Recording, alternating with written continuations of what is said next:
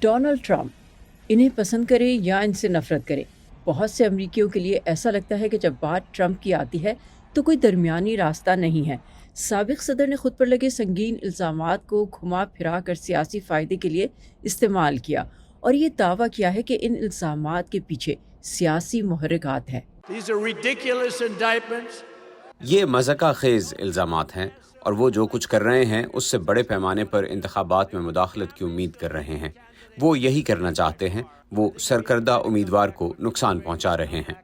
ہر نئی فرد جرم کے ساتھ انتخابی پولز میں ٹرمپ کی پوزیشن بہتر ہوتی ہے، جس سے انہیں پارٹی کے امیدوار کے لیے نامزدگی کی دوڑ میں دوہرے ہندسوں میں برتری ملی ہے۔ اور حیرت کی بات یہ ہے کہ ٹرمپ کے بہت سے صدارتی چیلنجرز بشمول ان کے قریبی حریف فلوریڈا کے گورنر ران ڈی سینٹس کہتے ہیں کہ وہ ان سے متفق ہیں۔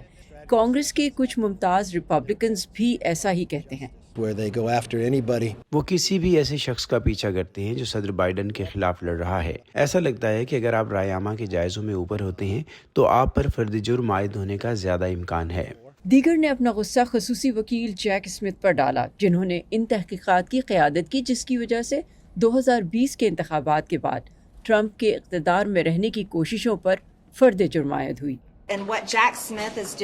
جیک اسمتھ جو کر رہا ہے وہ حکومت کو ایک طرح سے مسلح کر رہا ہے۔ وہ صدر ٹرمپ اور 6 جنوری کے بارے میں مکمل جھوٹ کے ذریعے محکمہ انصاف کو مسلح کر رہا ہے۔ یونیورسٹی آف ٹیکساس سے منسلک تاریخ کے پروفیسر جیریمی سوری کا کہنا ہے کہ ٹرمپ کی حمایت امیدواروں کے اپنے مفاد میں ہو سکتی ہے۔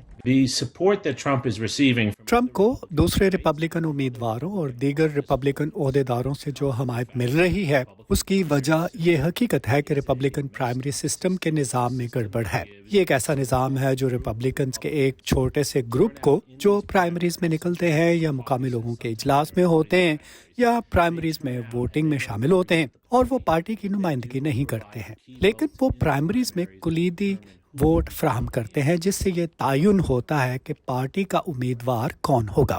وائٹ ہاؤس نے بارہا کہا ہے کہ ٹرمپ کے قانونی معاملات میں اس کا کوئی کردار نہیں ہے۔ اگرچہ اس صورتحال میں بائیڈن کا کوئی قصور نہیں، لیکن یہ ایک مسئلہ ہے۔ سوری کا کہنا ہے کہ صدر کو 3 کام کرنے کی ضرورت ہے۔